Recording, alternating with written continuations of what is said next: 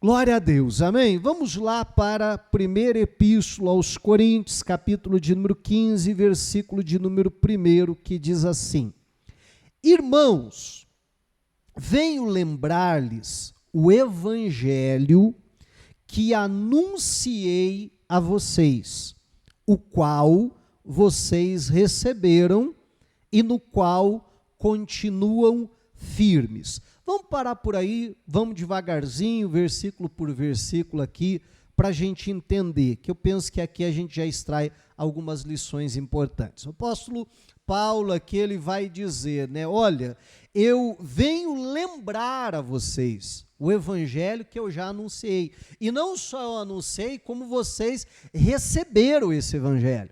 E não só vocês receberam esse evangelho, mas vocês permanecem firmes nele. E talvez alguém, diante dessa descrição, ia dizer assim, então para que ele precisa lembrar de novo, pastor? Verdade, não é? Se ele já ensinou, se eles já receberam, se eles permanecem firmes nele, ele tem que falar de novo do evangelho, mais uma vez, ensinar novamente? Sim, e isso é fundamental para nós praticarmos e até mesmo entendermos isso. Meu irmão, o evangelho não é algo que a gente escuta uma só vez, até porque o evangelho é algo tão amplo, tão grande, que seria impossível a gente ouvir uma única vez. Mas por mais que a gente ouça o evangelho, que a gente creia no evangelho, por mais que a gente permaneça firme no evangelho, nós precisamos constantemente estar ouvindo a respeito do evangelho, porque não é só uma questão de conhecimento, não é só uma questão de posicionamento, de eu estar vivendo, estar praticando ele, mas é algo, meu irmão, que Deus quer que esteja vivo nos nossos corações. Na semana que vem nós vamos estar, e eu já aproveito para te convidar, nós vamos estar celebrando a Santa Ceia, amém? E Jesus, ele disse, fazei isto em memória de mim, todas as vezes que comerdes deste pão e que beberdes deste cálice, fazei isso em memória de mim. Será que Jesus achava que a gente ia esquecer dele? Eu acho que não. Mas Jesus, ele estabelece a Santa Ceia para que a gente sempre trouxesse à memória o sacrifício que ele fez por nós, nos lembrássemos do evangelho, porque é algo que precisa estar vivo no nosso coração. E a partir do momento que a gente deixa de ouvir o evangelho, então a gente aos poucos começa a se afastar então dessas verdades. Não que a gente esqueça, a gente lembra, mas elas parece que já não estão mais tão vivas no nosso coração. E essa é a importância da gente estar constantemente ouvindo o evangelho. Não vou pregar necessariamente sobre o evangelho hoje, mas é fundamental. Continuando. Aí a Bíblia vai dizer, por meio dele, vamos lembrar o assunto é o evangelho, por meio dele, vocês também são salvos, se retiverem a palavra assim tal como a preguei a vocês, a menos que tenham crido em vão. E aí chega na principal parte onde eu queria chegar, que diz assim, antes de tudo, então perceba, está falando do evangelho e da importância de falar mais uma vez, por mais que eles ouviram, por mais que eles receberam, por mais que eles creram, ele diz, olha, acima de tudo, a parte, eu acho que é mais ou menos essa a ideia, a parte mais importante do evangelho, aquela que de fato vocês jamais podem esquecer, que precisa sempre estar vivo no coração, dentro dessa perspectiva que eu abordava há pouco, ele vai dizer, antes de tudo, entreguei a vocês o que também recebi. Aquilo que eu ensinei para vocês, eu não tirei da minha cabeça. Primeiro o Senhor me deu, me entregou, e aí eu entreguei para vocês. O quê? Que Cristo morreu pelos nossos pecados. Amém? Essa é a verdade central do Evangelho, que Cristo morreu pelos nossos pecados. Até sexta-feira agora, na sexta-feira da paixão, eu falava justamente sobre isso, que a gente precisa ter isso em mente, que Jesus precisava morrer. Mas por que Jesus precisava morrer? Por causa dos nossos pecados. Ele morreu por nós. Ele foi, e aí eu entro no título da mensagem de hoje, ele foi o Cordeiro substituto. Amém? Para quem gosta de anotar, anote aí, o título da mensagem de hoje é esse, o Cordeiro substituto. Ele foi aquele que morreu no nosso lugar, para que nós não precisássemos morrer. Ele então morreu em nosso lugar, pelos nossos pecados. E aí é interessante que a Bíblia vai dizer que Cristo morreu pelos nossos pecados, o quê? O que diz aí, gente? Segundo as Escrituras. Segundo o que as Escrituras estabeleceram, segundo o que já estava previsto, posso dizer assim, por Deus. Mas aí ele morreu e aí acabou, ele ficou morto. Não. Aí a Bíblia vai dizer, e que foi sepultado. E o que aconteceu? E ressuscitou ao terceiro dia. Vai dizer o que de novo? Segundo as Escrituras. Perceba que a Bíblia vai fazer ênfase, né, e dizer, olha, ele morreu segundo as Escrituras, exatamente como havia sido pré-determinado, né, num madeiro. E aí você pega, por exemplo, o livro de Isaías, que vai trazer ali detalhes, né, tão perfeitos, séculos antes, vai trazer detalhes tão perfeitos como seria a crucificação, que lançariam sorte sobre as suas vestes, que ele seria transpassado com a lança, que ele morreria num madeiro, amém, igreja? E todos os detalhes ali que a palavra de Deus, então, vai trazer. E a Bíblia diz, ele morreu segundo as Escrituras, exatamente conforme o plano de Deus, conforme tudo estava pré-estabelecido. E ele foi sepultado, mas ao terceiro dia ele ressuscitou, o quê? Segundo as Escrituras, né? Me parece que a Bíblia faz ênfase para dizer, olha, Deus não foi pego desprevenido em momento nenhum, Jesus não era plano B, amém? Tudo estava conforme Deus já tinha pré-determinado, pré-estabelecido. Eu lembro quando criança, assim, né, às vezes via até aquelas peças teatrais da crucificação de Jesus, das pessoas batendo em Jesus, Jesus levando a cruz, né, dizer que maldade, a vontade de ir lá tentar defender Jesus, não faz isso com Jesus, né? Mas entenda, tudo aquilo ali estava no script de Deus, amém? Tudo aquilo ali era exatamente como precisava acontecer. Para quê? Para nosso benefício, para a nossa salvação. E a Bíblia vai dizer, e agora eu gostaria que você fosse comigo, lá para a primeira epístola do apóstolo Pedro, lá no finalzinho da Bíblia mesmo, capítulo 1 e versículo de número 17. 1 de Pedro 1, 17.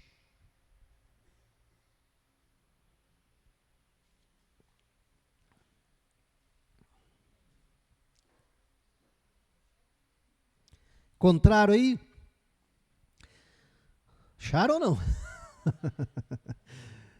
Pastor, se fosse Salmo era mais fácil de achar, Gênesis, né? Mas o senhor inventa de pregar 1 de Pedro, pois é, mas é fácil também. Bom, vamos lá.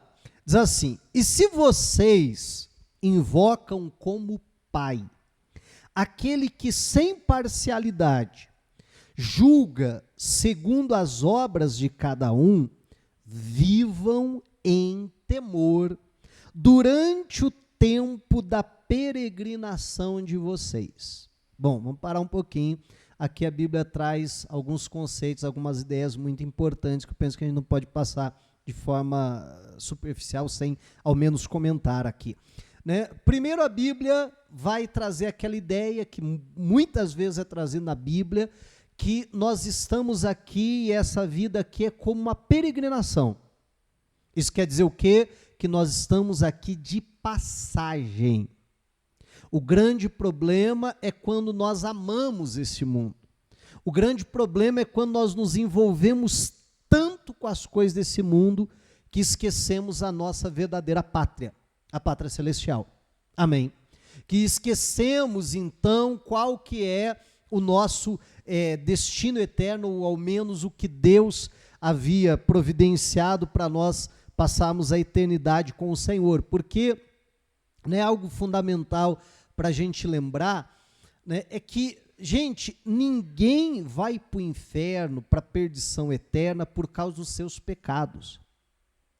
Se as pessoas fossem para o inferno por causa dos seus pecados, todos nós íamos para o inferno.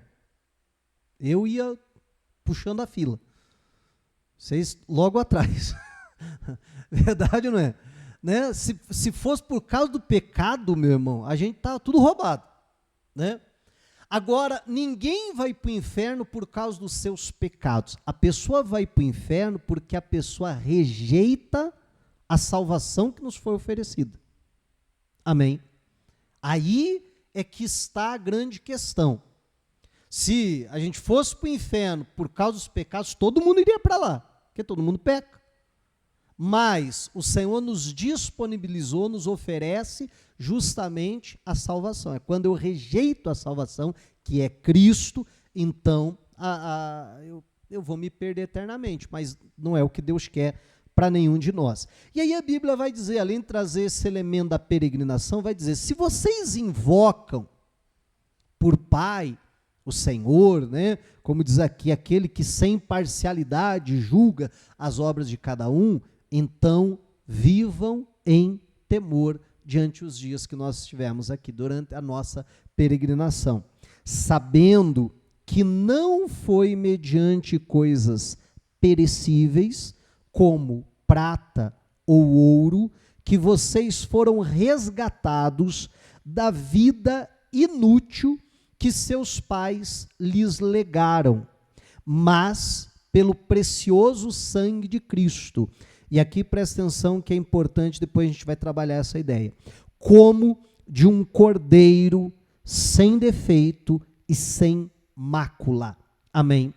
Então a Bíblia vai dizer que nós não fomos resgatados, né? E resgate aqui, às vezes para nós fica uma ideia um tanto quanto vaga, apesar que, né, a gente lembra de resgate quando fala de um sequestro, né, na nossa, aqui mais perto para nós, para a nossa cultura.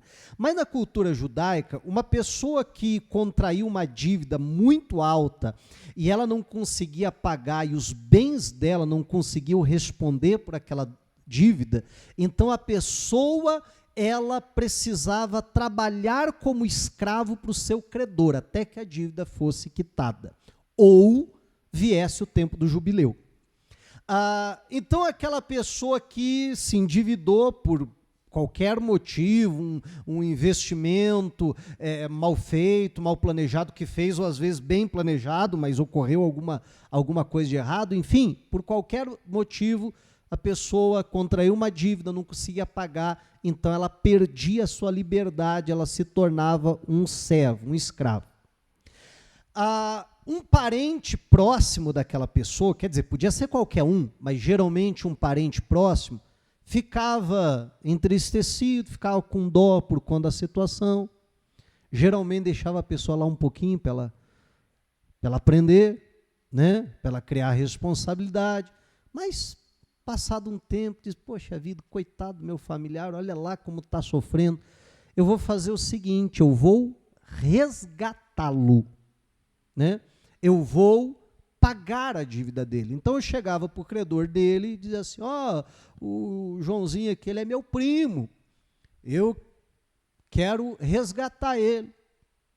Quando um judeu falava isso para outro, eles já sabiam bem, entendiam bem que era aquilo. Ele ia dizer, então, olha, a dívida dele, deixa eu somar aqui, é tanto, mas não sei o quê, mas aquele lá que ele ficou devendo, hoje está tanto, mais os juros, está aqui, fechou em tanto. E aí a pessoa ia lá e disse, tá bom, então eu vou pagar, toma aqui. A hora que eu pagava aquela dívida, então aquela pessoa deixava de ser escravo dele, mas se tornava meu escravo. Sim ou não?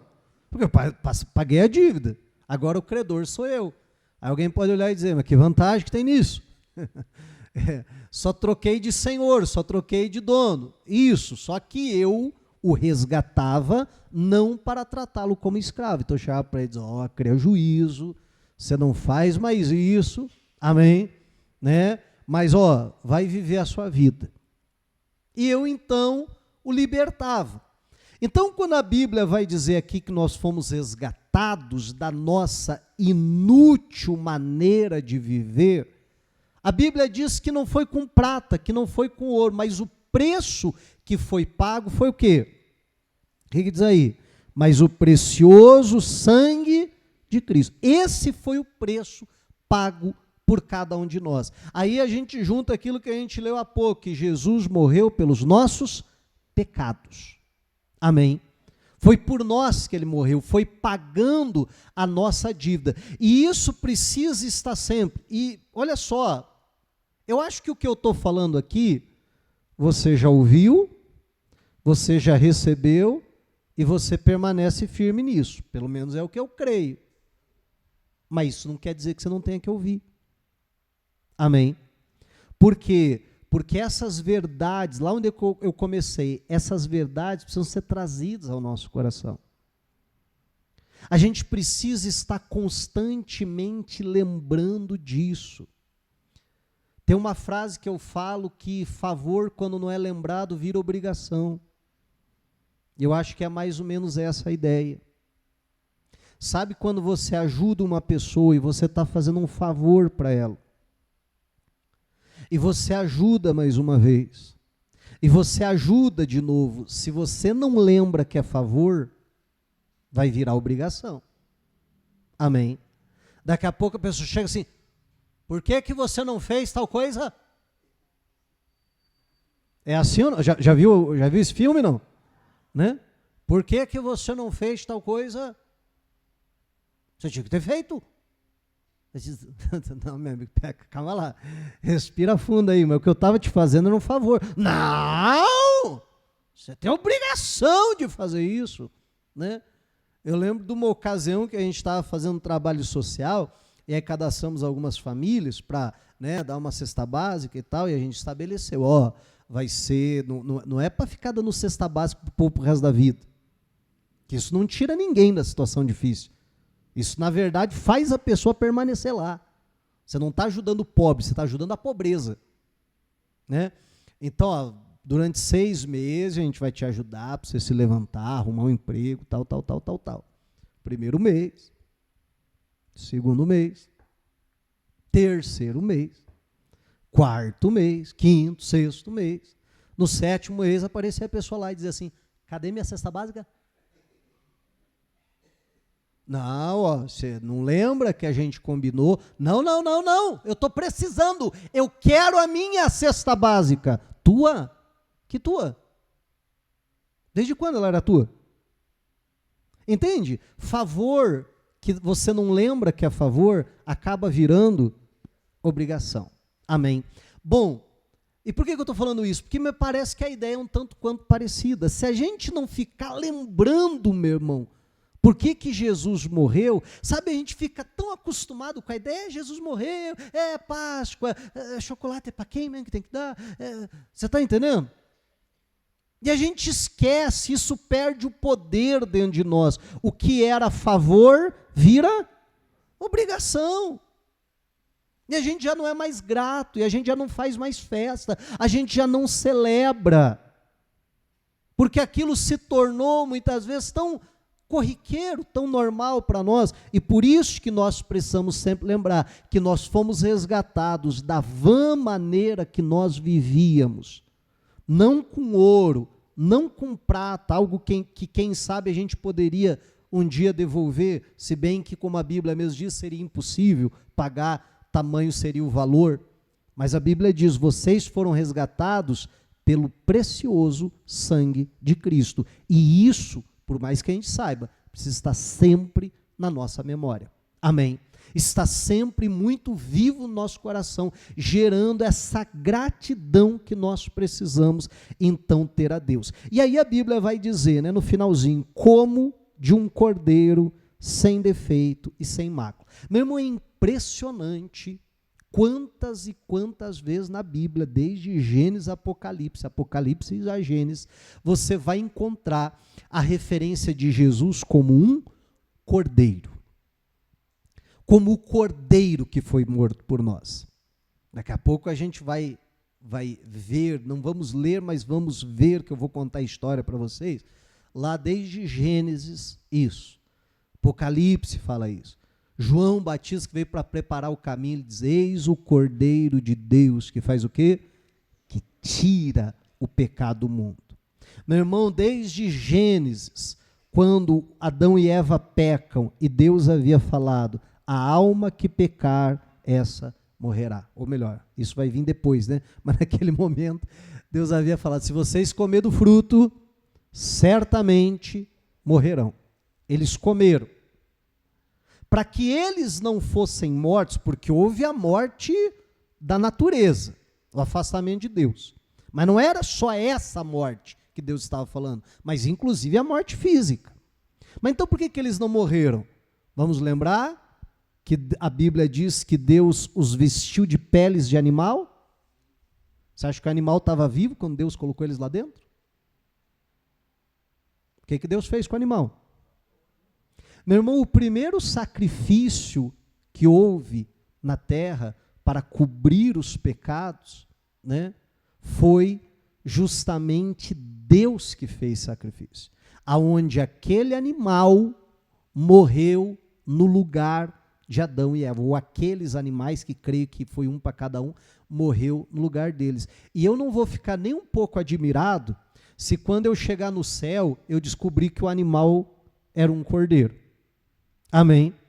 Não vou ficar espantado. Sério? Né? Não sei se era, porque a Bíblia não fala, mas não ficaria nem um pouco admirado. Então essa ideia é trazida ao longo de toda a Bíblia.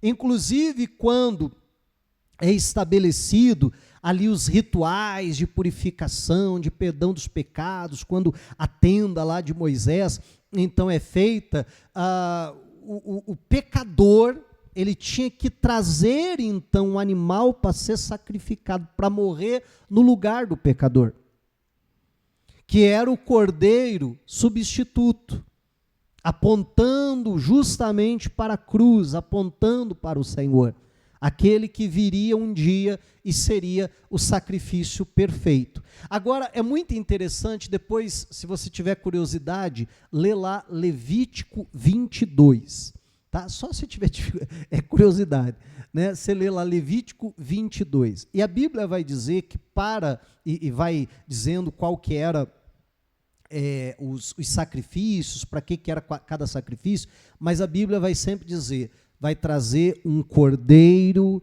sem defeito, sem mácula. Olha só, presta atenção nisso aqui, eu acho que talvez essa possa ser a parte mais importante da mensagem, tá? Então preste bastante atenção. Quando eu, como pecador, ia até o sacerdote, levando o meu animal debaixo do braço, e chegava lá e colocava diante dele para que aquele animal morresse em meu lugar, fosse sacrificado, pagasse com a sua vida pelos meus pecados, o sacerdote não me examinava. O sacerdote examinava o animal, o cordeiro. O sacerdote, ele não olhava para mim e dizia, deixa eu ver se você é um pecadorzão, pecadorzinho. Está entendendo? Deixa eu ver o teu estado, deixa eu ver a tua condição, deixa eu ver se você não foi longe demais, ou qualquer coisa. Não, ele não me examinava, ele examinava o cordeiro. Ele não ficava olhando se eu tinha defeitos. É lógico que eu tinha defeitos, senão não estava ali. Amém? Então ele olha para o cordeiro, deixa eu ver, deixa eu examinar, 4 patas, tudo certinho e tal, as orelhinhas tá bonitinha, tal, não tem nenhuma doença, tá gordinho, beleza, tudo certo. Então tá bom, então esse animal ele serve como sacrifício. E aí vamos lembrar que essa tipologia apontava para a cruz de Cristo. E o que eu preciso entender com isso, então, meu irmão, é que hoje, quando eu, como pecador, vou diante de Deus, e hoje eu não preciso mais de um sacerdote, porque Jesus é o sumo sacerdote, Amém? Porque ele me abriu o novo e vivo caminho até o Pai com o seu sangue. Então, quando eu, como pecador, vou até diante de Deus, Deus não vai me examinar como pecador, porque ele sabe que eu sou pecador. Ele vai examinar o quê? O cordeiro. Amém? E agora, de que cordeiro a gente está falando? De Jesus. O cordeiro sem defeito e sem mácula. E por que é importante a gente entender isso? Porque se a gente não entender essa verdade, eu acho que talvez todo mundo aqui já deva ter se visto nessa situação de às vezes chegar diante de Deus e dizer, ai, será? Ou, chegar não, de pensar em se colocar diante de Deus e dizer, será que eu serei aceito? Será que eu não fui longe demais dessa vez? Você está entendendo ou não? Você sabe que sentimento é esse? Bom dia, tudo bem? Você sabe que sentimento é esse? Né? Agora, se eu entender essa verdade, eu sei, olha, eu estou indo lá em nome de Jesus. Eu estou indo lá porque eu fui resgatado da minha vã maneira de viver. Tá bom, errei, não deveria, vacilei. Mas eu estou indo lá para pedir perdão a Deus. E não é eu que vou ser examinado, porque Deus sabe que eu sou um pecador, Deus sabe que o meu coração sujou, Deus sabe o estado que está a minha mente, Deus sabe o que eu aprontei ou não, amém? Mas Ele vai olhar para quem? Para o Cordeiro. Meu irmão, sinceramente eu não sei se isso é verdade, porque eu nunca criei ovelha. O máximo que eu cheguei perto disso, eu tinha um tio que criava ovelha. Então eu fui lá algumas vezes, vi as ovelhas e tal, criança, eu corria atrás delas. Mas foi o mais perto que eu já cheguei assim. Então eu não sei até onde isso é verdade. Eu estou te vendendo do jeito que eu comprei. Tá bom? Mas diz que, reza a lenda, como eu brinco, que às vezes um animal morria. Né? Imagine, nasceu 2 cordeirinhos e tinha lá as 2 mães, então, que geraram aqueles cordeirinhos. Só que a mãe, ela só dá de mamar para o cordeirinho dela. Ela não deixa outro cordeirinho mamar. Agora, imagine uma situação onde, por um ataque de um lobo, qualquer coisa, morreu um cordeirinho e morreu a mãe do outro cordeiro. E aí, quando o criador, o criador que eu digo dos animais, tá? Levava aquele cordeirinho para mamar na outra mãe, ela não aceitava, ela dizia, não é o meu filho. Então, ele tentando, né, fazer com que aquela mãe adotasse, então, aquele cordeirinho ali, né, para que ele também não morresse. Se ele não conseguisse mamar, ele iria morrer, a mãe dele já não existia mais também. E ele tentou e não achou jeito. E a única maneira que ele conseguiu fazer com que aquela mãe adotasse ele, ele foi lá, pegou o corpo daquele cordeirinho que morreu, e pegou o outro cordeirinho, queria viver, e esfregou um no outro, manchando ele de sangue e colocando o cheiro do animal um no outro. Então o criador lá vai lá e leva aquele animal, então, e agora a mãe vai examiná-lo, vai cheirá-lo e vai dizer, é o cheiro do meu filho. Amém. Ele está coberto pelo sangue dele, é o cheiro dele. E agora aquela mãe, então, o adota como filho. E se a gente for olhar, meu irmão, não foi isso que aconteceu na cruz? Foi exatamente isso que aconteceu na cruz, porque a gente era aquele filho rejeitado. Quer dizer, filho, nem filho a gente não era. Né? A gente era aquele rejeitado, era filho de outro por aí. Mas por causa do sacrifício de Jesus, a gente foi coberto com o sangue dele. a gente tem o cheiro dele, não é isso que a Bíblia diz? Para a gente levar por toda parte o bom perfume de Cristo. Cheiro de morte para aqueles que se perdem, mas cheiro de vida para aqueles que são salvos. Amém. E aquela mãe cheira, e aquilo que era cheiro de morte, para ela se torna cheiro de vida, e adota ele. E aquele cordeirinho que estava destinado a morrer sem mãe, agora vai ser criado, né? Por outra mãe, mas vai viver. Amém.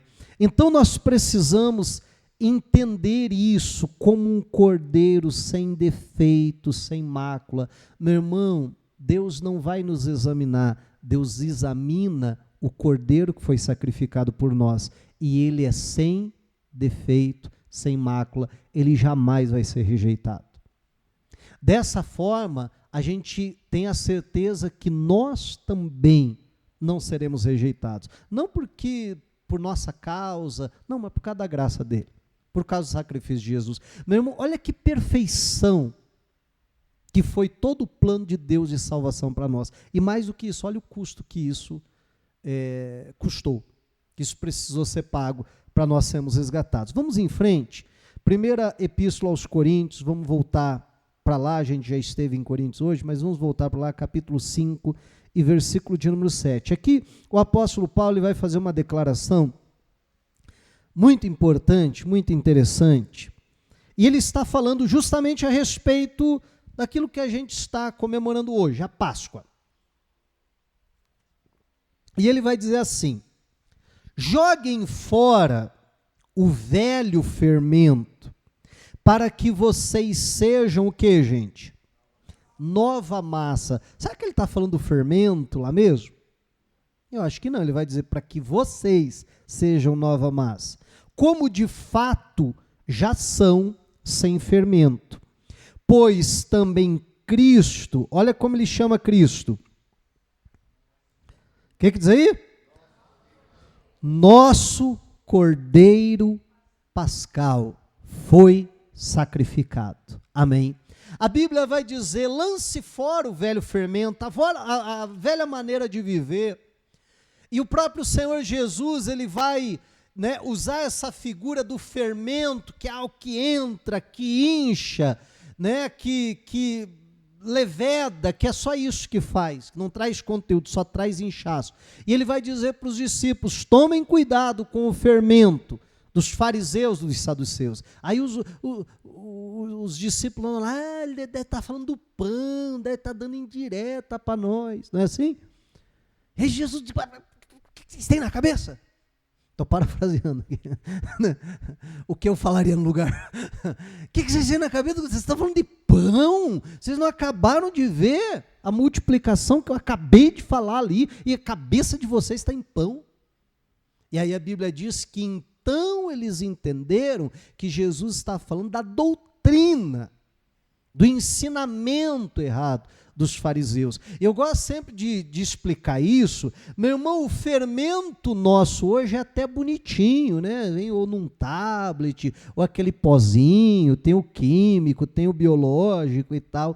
Meu irmão, o fermento naquela época era literalmente uma massa podre. Uma massa que já havia levedado, que já havia estragado, vamos assim dizer. Então eu sempre guardava aquela massa, toda embolorada e tal. E quando eu fazia um novo pão, então eu preparava ali, colocava os ingredientes, e eu dizia: agora está na hora de eu colocar o fermento. Então eu ia lá, pegava um pedacinho daquela massa velha e misturava com a massa nova. E quando eu misturava com a massa nova, então os levedos ali se espalhavam, os bichinhos, como talvez a gente chamasse, se espalhava por toda a massa, aquela massa nova. E o que eles faziam? Começavam a trabalhar, comer o açúcar e produzir os gases que fazia com que a massa inchasse, né? O pão ali ficasse fofinho, assim por diante. Então, imagine, era você arrancar um pedaço de uma massa podre e enfiar e misturar na massa nova. É isso que a Bíblia, simbologia que a Bíblia está utilizando, dizendo, olha, vocês precisam ser massa nova. Para de ficar arrancando um pedacinho da massa velha, da massa antiga, da massa embolorada. A Bíblia está dizendo, o nosso Cordeiro Pascal já morreu por nós.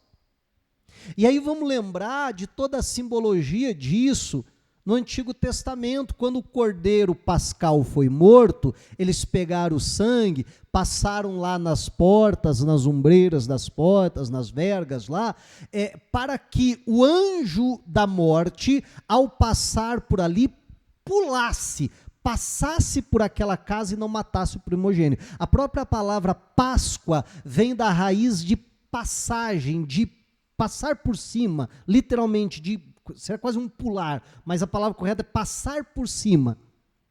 Então era justamente isso o simbolismo. Então eles sabiam que o Cordeiro Pascal foi aquele que impediu a morte entrar na casa deles. Amém? Foi aquele sacrifício, e vamos lembrar, o Cordeiro Pascal morreu em lugar do primogênito. A casa que o Cordeiro Pascal não fosse morto e o sangue não fosse passado lá, o primogênito pagaria com a sua vida, tantos quantos primogênitos houvesse naquela casa, inclusive dos animais. Não é isso que a Bíblia diz?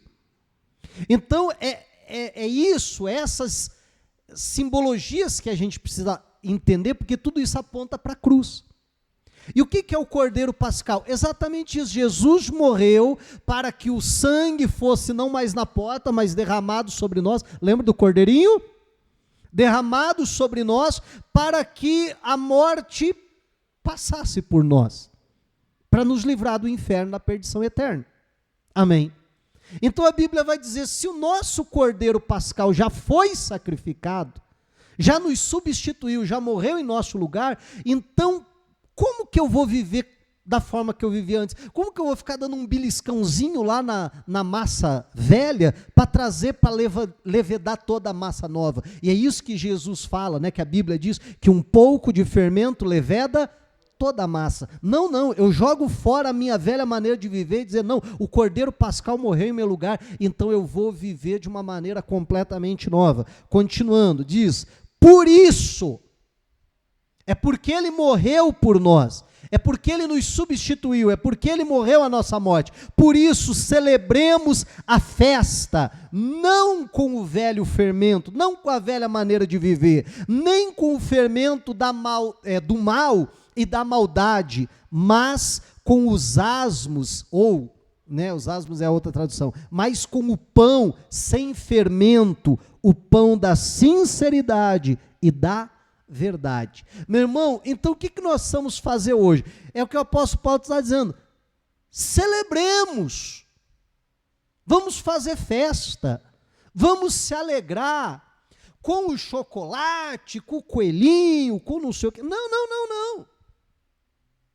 Celebrar que Cristo morreu. E, gente, com isso eu não estou dizendo que você não possa dar, tá? Nem comer, viu? Nem receber, fica à vontade. Eu só estou falando que a Páscoa não é isso. Amém?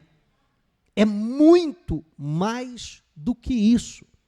É algo muito mais profundo. E a Bíblia está dizendo, vamos fazer festa mesmo, vamos celebrar. Não, vamos ficar todo mundo assim, porque afinal de contas Jesus morreu, né?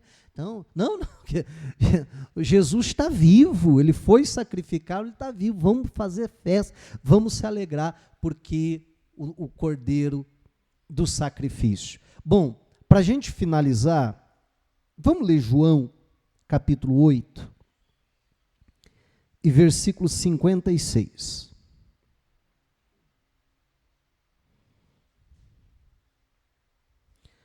João 8, 56.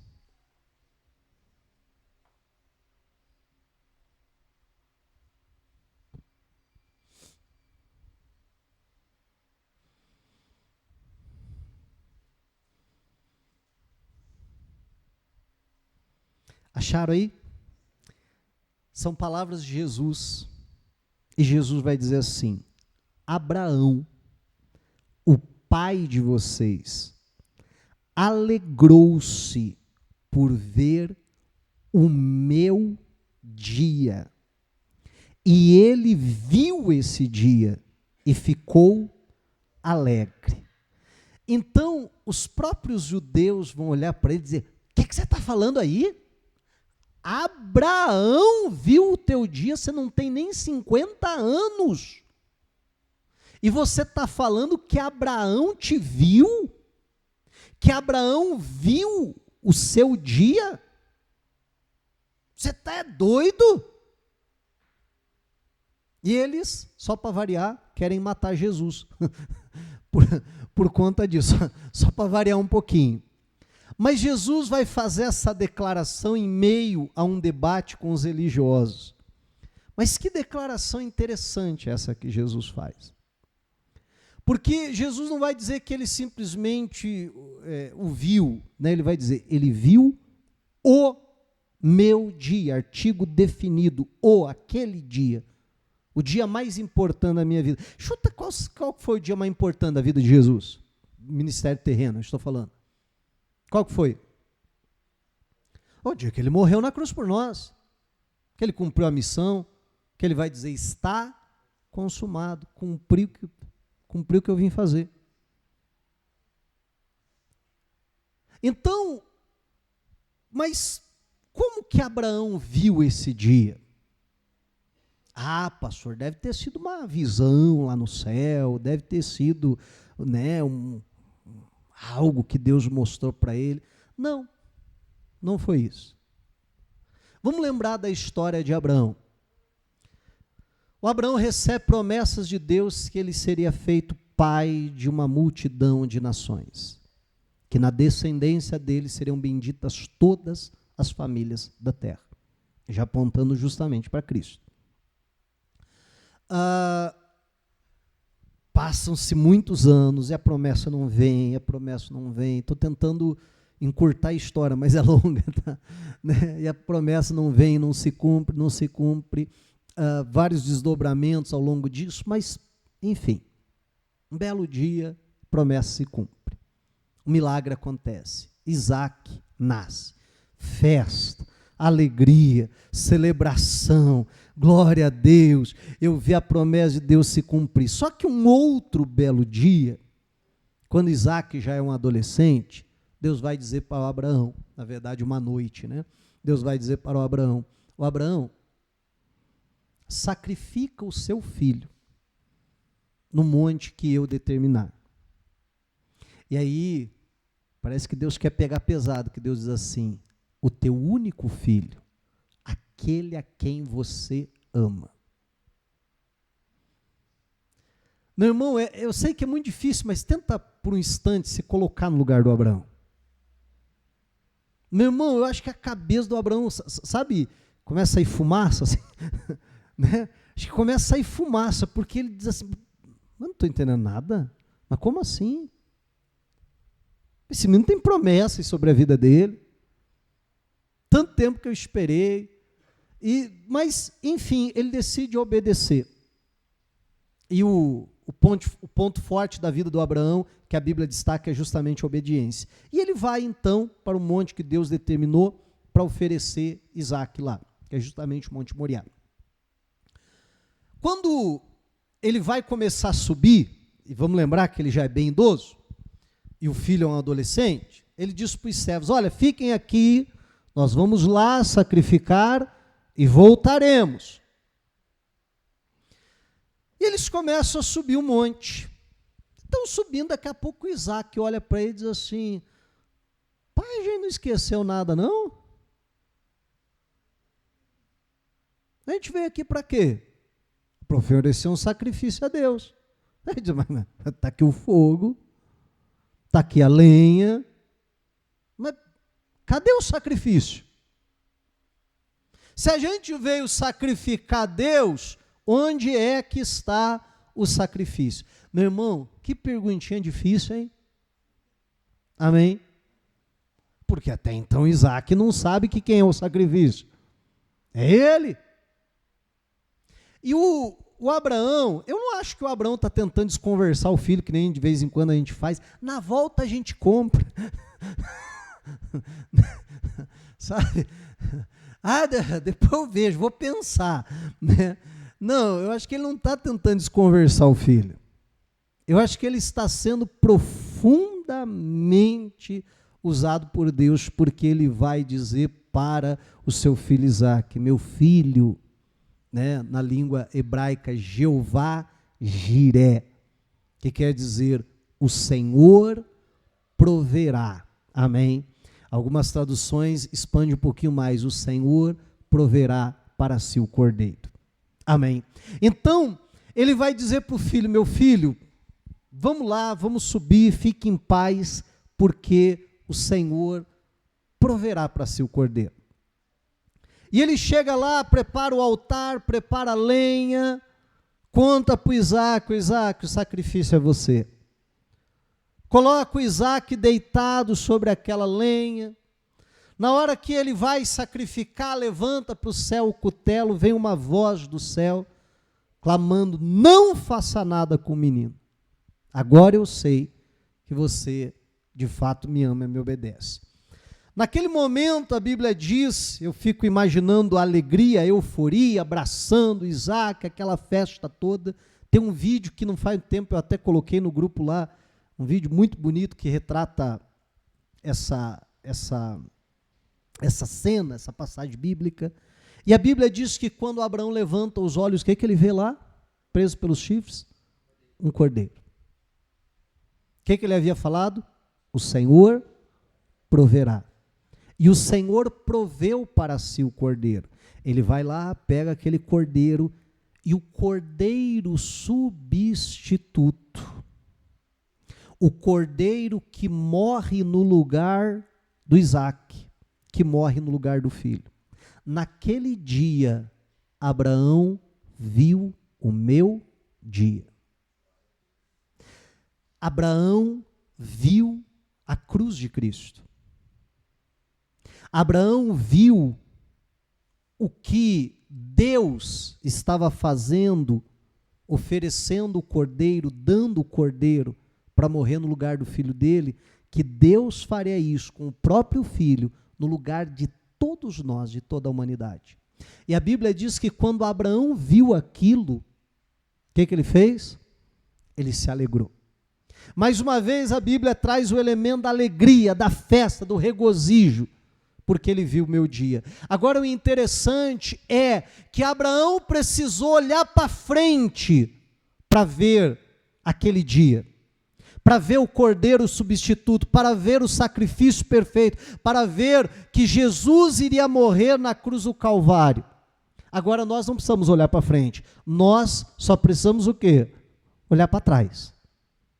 Está muito mais fácil para a gente, não está? Mas nós precisamos olhar para trás e contemplar essa mesma verdade e ver o mesmo dia. Eu já não preciso mais morrer, porque Jesus morreu no meu lugar. Eu já não serei mais condenado, porque Jesus foi condenado no meu lugar. E a consequência disso é o que nós falávamos há pouco, é eu viver uma vida sem fermento, porque quem entende essas verdades, que Cristo morreu em meu lugar, meu irmão, não vai continuar vivendo a vida que vivia antes. Não vai continuar vivendo uma vida cheia de fermento. Amém? E que em nome de Jesus Cristo, assim como Abraão viu aquele dia e se alegrou, e ele precisava olhar para frente para entender, nós só precisamos olhar para trás, só precisamos olhar para a palavra, o registro, o relato, muito mais detalhado do que o Abraão pôde só vislumbrar naquele dia, mas um simples vislumbre que Abraão teve, fez com que ele se alegrasse, porque ele sabia o que viria. Nós, meu irmão, isso já foi feito por nós. E se nós não trazemos sempre essas verdades no nosso coração, lembra o que eu falava há pouco? Do favor que vira obrigação? Se a gente não trouxer sempre essas verdades do coração, meu irmão, e não alimentar em nossa gratidão a Deus, com o passar dos dias, a gente sabe que Jesus morreu, mas parece que isso vai perdendo efeito na nossa vida, parece que já não traz mais alegria, que já não tem mais aquilo que Paulo falou: façamos festa, vamos celebrar. Meu irmão, e num dia como hoje, que a gente possa de fato fazer isso, fazer festa, se alegrar, mas pelos motivos corretos, porque Cristo morreu em nosso lugar. Amém? Diga a glória a Deus e vamos aplaudir a Jesus.